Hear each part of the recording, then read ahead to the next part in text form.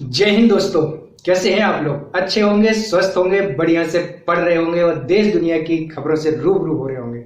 दोस्तों, सर्वप्रथम तो आप सभी लोगों को गांधी जयंती की बहुत बहुत शुभकामनाएं। आज हमारा पूरा देश, न केवल पूरा देश बल्कि पूरा विश्व गांधी जयंती को मना रहे हैं, क्योंकि गांधी जी के जो सिद्धांत हैं वो किसी देश की सीमाओं में बंधे हुए नहीं हैं। उनकी जो सिद्धांत हैं वो पूरे देश और काल में ऐसे ही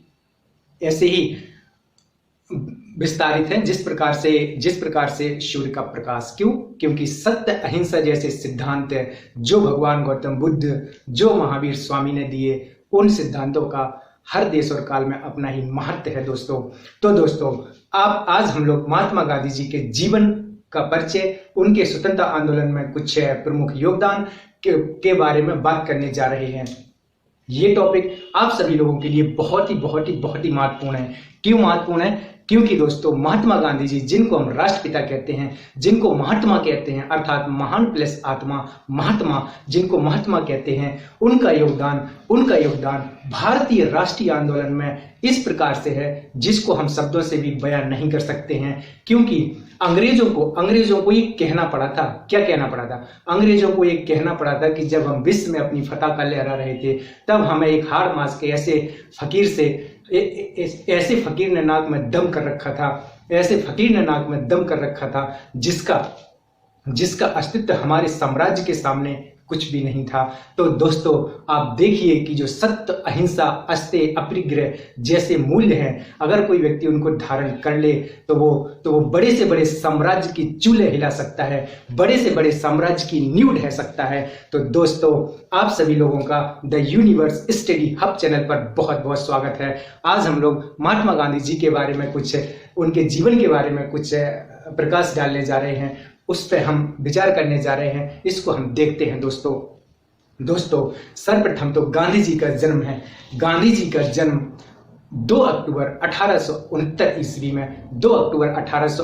ईस्वी में हुआ था। उनके पिताजी का नाम करमचंद गांधी और माताजी का नाम पुतलीबाई था। हम सब लोग जानते हैं कि नाथूराम गोडसे ने 30 जनवरी 1948 को महात्मा गांधी जी की हत्या कर दी थी। दोस्तों, महात्मा गांधी जी का जन्म गुजरात में हुआ था। दोस्तों, हम लोग देखते हैं कि बचपन से ही उनके ऊपर माता पिता के संस्कारों का प्रभाव था। उनके ऊपर हमारे जो हिंदू धर्म है उसमें जो वेदांत हैं, उनमें जो दार्शनिक बातें हैं, उनका उनके जीवन पर बहुत गहरा प्रभाव था। दर्शन का उनके जीवन पर बहुत गहरा प्रभाव था। इसलिए सत्य बोलना है, असत्य नहीं बोलना है, और अहिंसा करना है, हिंसा नहीं करना है, चोरी नहीं करनी है, अस्तेय मतलब चोरी नहीं करनी है, आप परिग्रह मतलब कि अकूट का जो धन दौलत संपत्ति को कलेक्ट नहीं करना है। इस प्रकार के सिद्धांतों को उन्होंने अपने जीवन में उतारा। इसलिए बचपन से आप उनकी कहानियों में देखते होंगे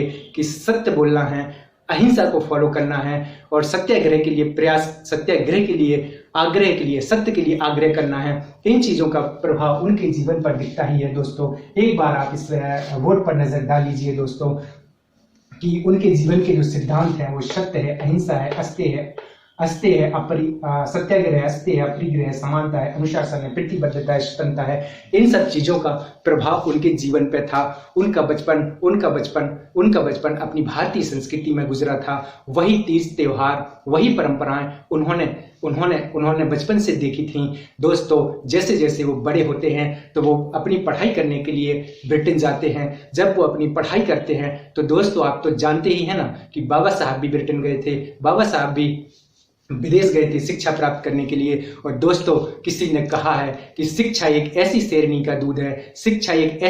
का दूध है जो इसको पीता है वो दहाड़ता है, और दोस्तों, शिक्षा तो वही है ना जो सभी बंधनों से मुक्त करे। चाहे वो बंधन जाति बात का हो, चाहे वो बंधन संप्रदाय बात का हो, चाहे वो बंधन अंधविश्वास का हो, चाहे वो बंधन कुप्रथाओं का हो, चाहे वो बंधन भाई भतीजा बात का हो, चाहे वो किसी भी नक्सल बात का हो, आतंकवाद का हो, जिस प्रकार के भी बंधन है, अंधविश्वास का हो, पूर्वग्रहों का हो, पूर्व मान्यताओं का हो, इन बंधनों को तोड़ना ही तो शिक्षा का वास्तविक उद्देश्य है। तो दोस्तों, महात्मा गांधी जी पढ़ाई करने के लिए विदेश गए थे।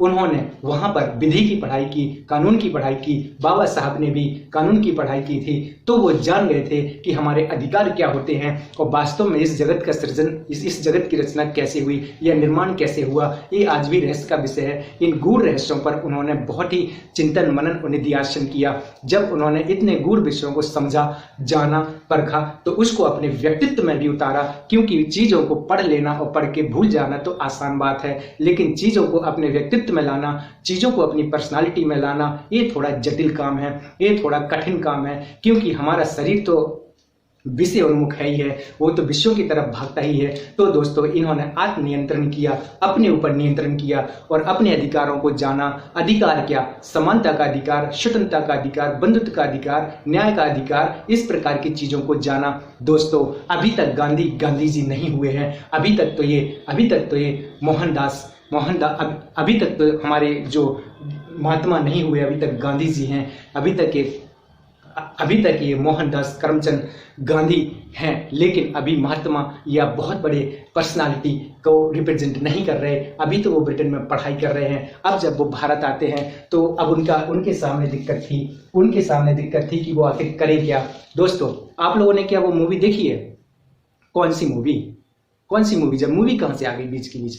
अरे दोस्तों, आपने वो मूवी नहीं देखी, गांधी जी वाली? वो मूवी आप जरूर देखना। इतनी प्यारी मूवी है कि आपके सारे कंसेप्ट क्लियर हो जाएंगे। वहां पर आप 3-4 मूवी जरूर देखना दोस्तों। एक भगत सिंह मूवी, एक गांधी जी पर बनी मूवी, एक अपने बाबा साहब अम्बेडकर पर बनी मूवी, एक अपने भगत सिंह जी पर बनी मूवी, सुभाष चंद्र बोस जी पर बनी मूवी। दोस्तों, इन फिल्मों को आप जरूर देखना, कभी भी आप टाइम निकाल के इनको देखना दोस्तों। उसमें दिखाया गया है कि किस प्रकार से इन्होंने यातना झेली, पीड़ाएं झेली, कैसे अपनी स्वतंत्रता के लिए संघर्ष किया।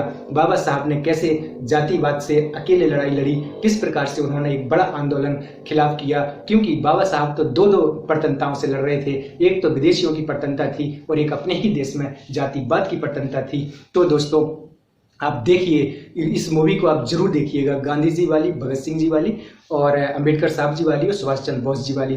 दोस्तों, जब गांधी जी वापस आते हैं तो उनके पास अब रोजगार करने के लिए क्या था? वकालत तो की थी उन्होंने, तो वकालत का काम कर रहे थे, अध्यापन का काम भी कर रहे थे। इसी बीच उनका संपर्क दादा साहब अब्दुल्ला से होता है। उस समय जब दादा साहब अब्दुल्ला से उनका संपर्क होता है तो उस समय अपने यहाँ के कुछ लेबर, अपने यहाँ के कुछ वर्कर दक्षिण अफ्रीका काम करने के लिए जाते थे। जब दक्षिण अफ्रीका काम करने के लिए जाते थे तो वहां पे उनके साथ कुछ अनाचार, दुराचार, भेदभाव जैसी चीजें हो रही थीं। तो गांधी जी को उन्होंने वकील के रूप में दक्षिण अफ्रीका भेजा।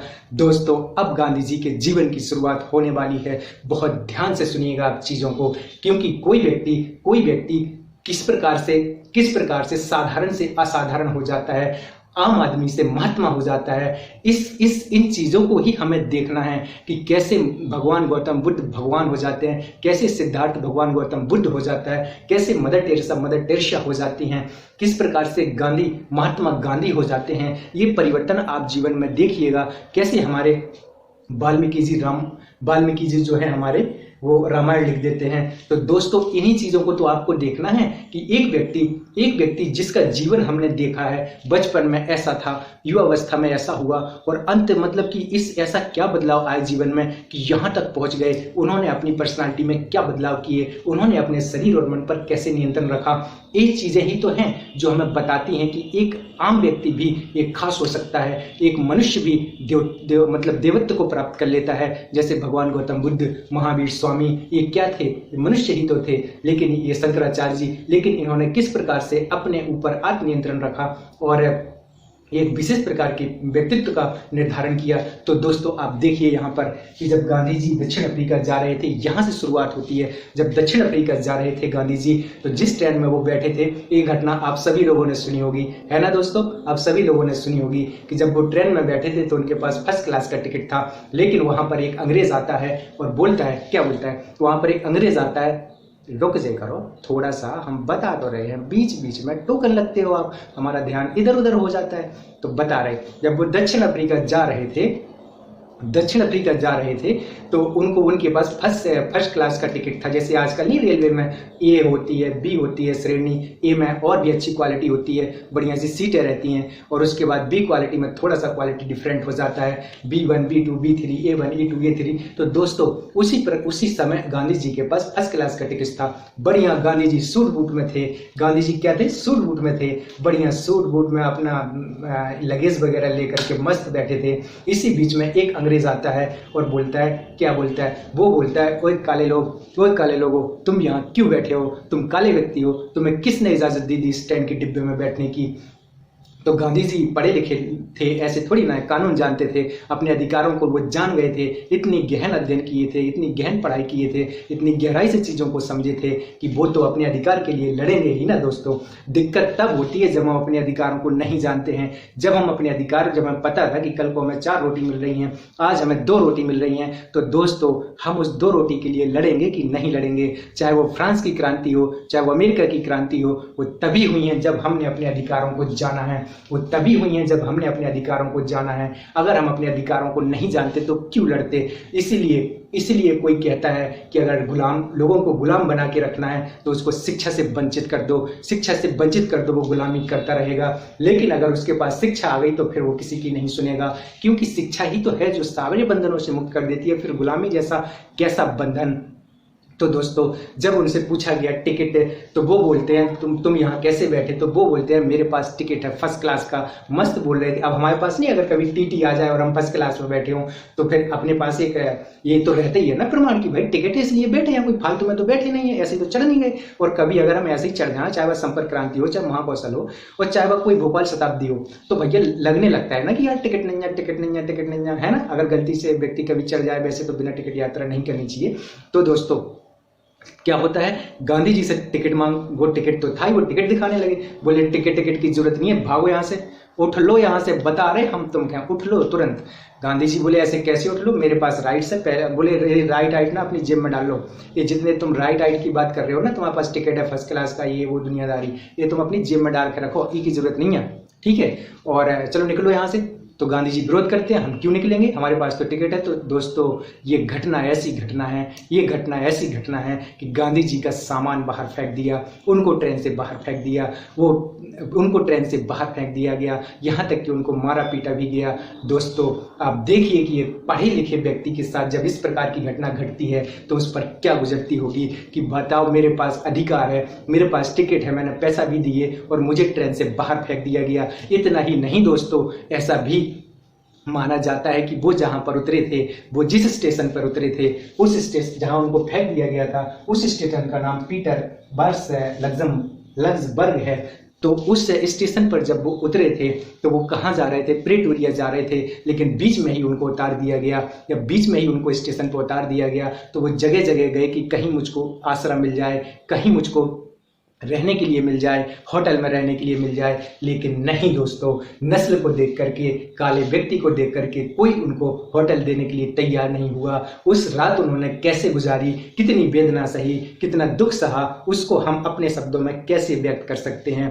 क्योंकि जाके पावना फटी बीमारी सो का जाने पीर पराई, जिसने फेस किया है वो जानता है कि उन पर क्या गुजर रही होगी कि यार जब मोए से पढ़े लिखे व्यक्ति के साथ ऐसा हो सकता, जब मेरे जैसे पढ़े लिखे व्यक्ति के साथ ऐसा हो सकता है, तो जो गरीब हैं, जो वंचित हैं, जो अपने अधिकारों के लिए नहीं लड़ सकते हैं, उनके साथ कैसा कैसा होता होगा। दोस्तों वो गांधी जी 1893 में दक्षिण अफ्रीका गए तो थे 2-3 महीने के लिए, लेकिन जब वो वहां से लौटते हैं तो देख लो आप कब गए थे, 93 में, कब लौटे 15 में, कितने साल वहां पर रहे। उन्होंने असली लड़ाई तो स्वतंत्रता समानता बंधुत्व की दक्षिण अफ्रीका में ही लड़ी।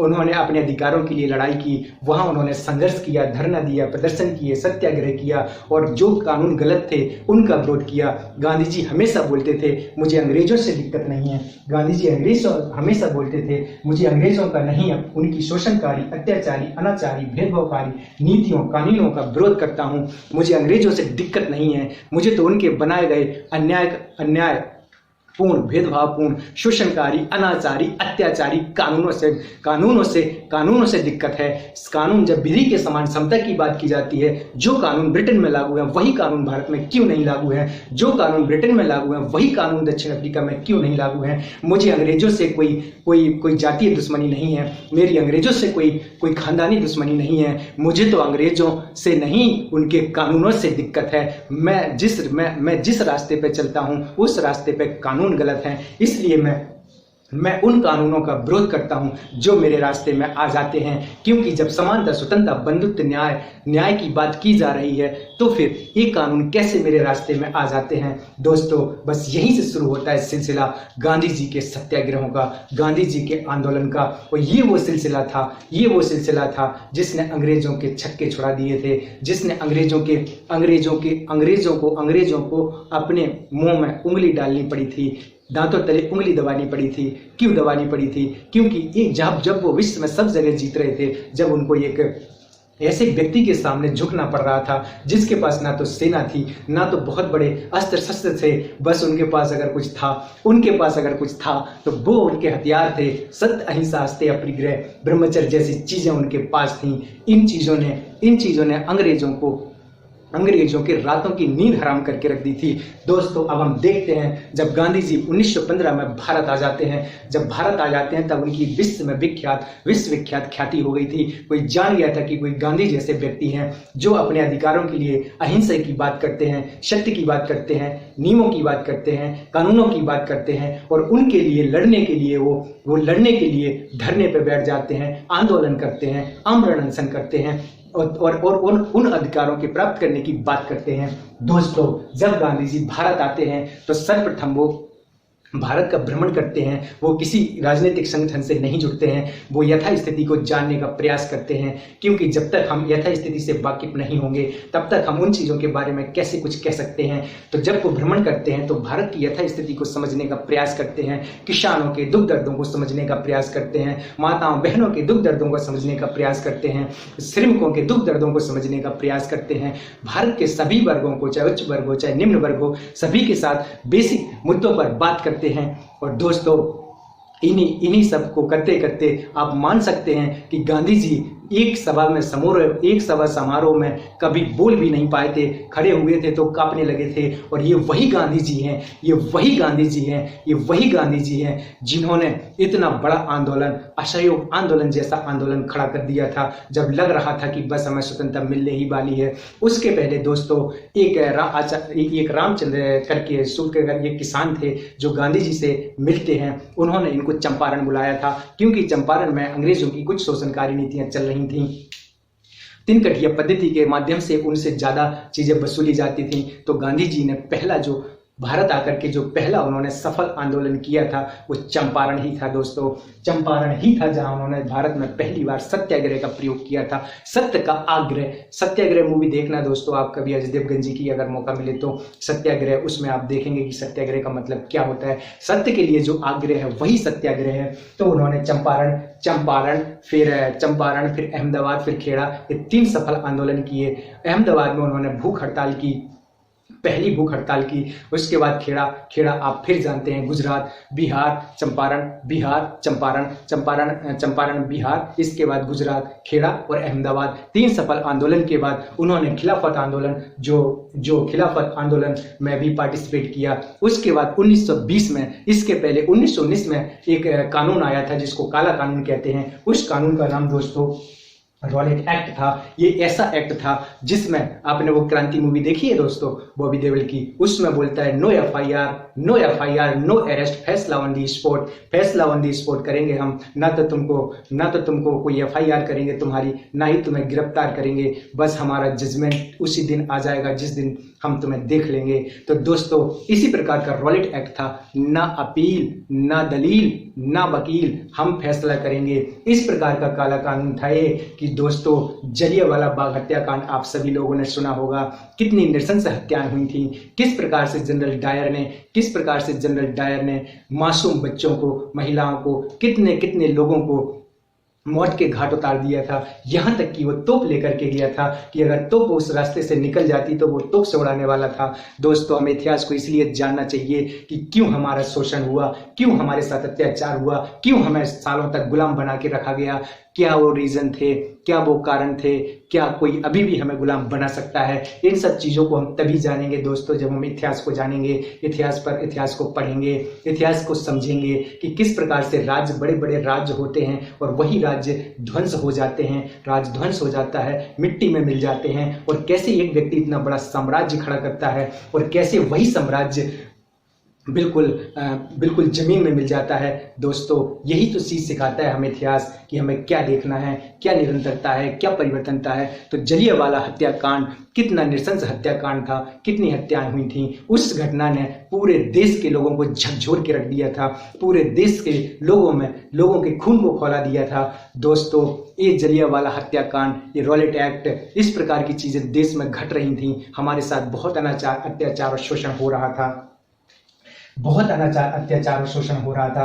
तभी गांधी जी असहयोग आंदोलन की बात करते हैं। असहयोग का सीधा सा मतलब है कि हम आपका सहयोग नहीं करेंगे, अर्थात अंग्रेजों की किसी भी नीति का कोई सहयोग नहीं करना है। अंग्रेजों की जो भी खाद्य वस्तुएं, खाद्य पदार्थ हैं, जो भी वस्तुएं हैं, उनको हम लोग नहीं खरीदेंगे। उनकी जब चीज़ों को ही नहीं खरीदेंगे तो वो यहाँ क्यों बेच ही नहीं पाएंगे, उनकी चीज़ें बर्बाद हो जाएंगी। किसी भी प्रकार का अंग्रेजों का कोई सहयोग नहीं करना, मतलब असहयोग आंदोलन। नॉन कोऑपरेट मूवमेंट, असहयोग आंदोलन 1920 में हुआ था। 17 में चंपारण, 18 में ये अपना खेड़ा और अहमदाबाद, 19 में खिलाफत आंदोलन, 20 में असहयोग आंदोलन।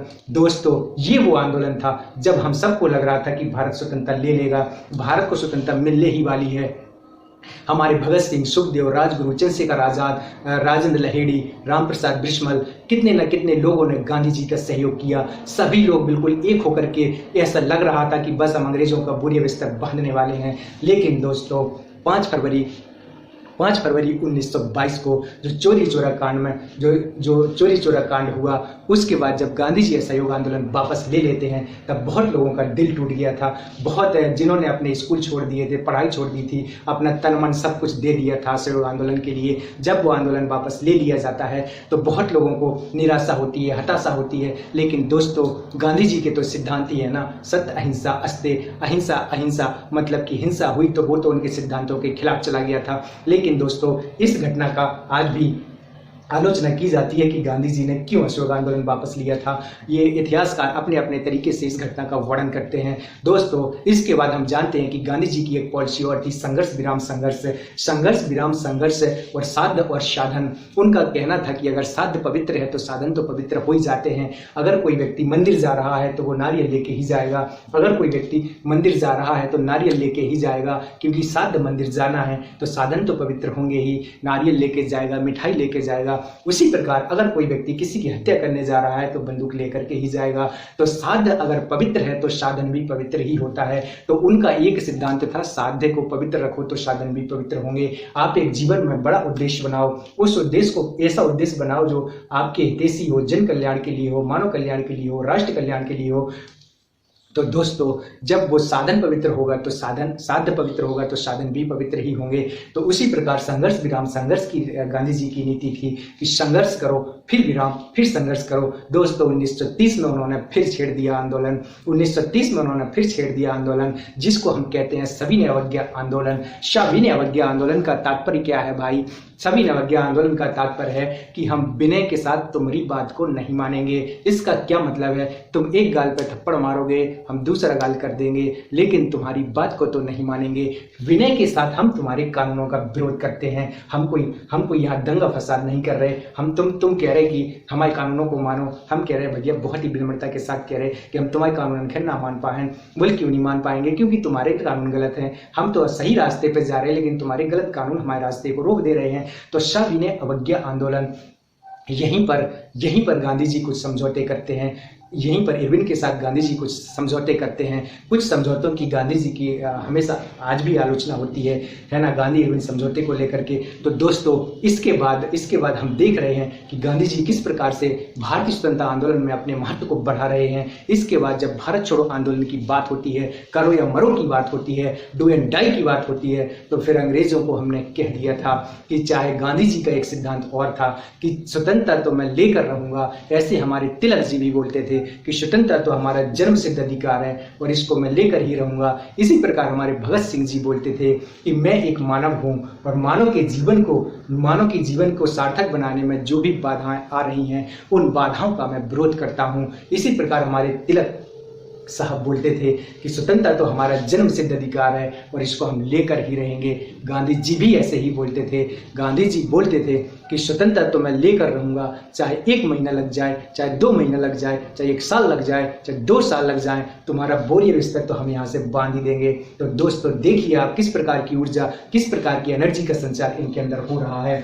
दोस्तों ये सभी अवज्ञा आंदोलन है, ये भारत छोड़ो आंदोलन है। यहीं पर गांधी जी बोले थे करो या मरो, do and die, do and die. तुमने बहुत अत्याचार किया, अब हम तुम्हारे बहकावे में नहीं आएंगे, अब हम तुम्हारी प्रलोभन में नहीं आएंगे, अब तुम हमें क्या प्रलोभन दोगे। वो नहीं है कि एक ऐसी चेक दी जा रही थी जो एक ऐसे बैंक की चेक थी, वो जो बैंक खुद देने वाला था, है ना। 1942 में क्रिप्स मिशन की बात कर रहे हैं हम लोग। तो दोस्तों ये देखिए आप, मेरा जीवन ही मेरा संघर्ष है। यहीं से गांधी जी, एक आइंस्टीन थे, अपने जो महान वैज्ञानिक हैं अल्बर्ट आइंस्टीन, वो बोले थे कि आने वाली पीढ़ी को ये मुश्किल से विश्वास होगा कि हर मास का कोई ऐसा भी व्यक्ति रहा था जिसने अंग्रेजों के नाक में दम कर रखा था, जिसने सत्य और अहिंसा के दम पे अंग्रेजों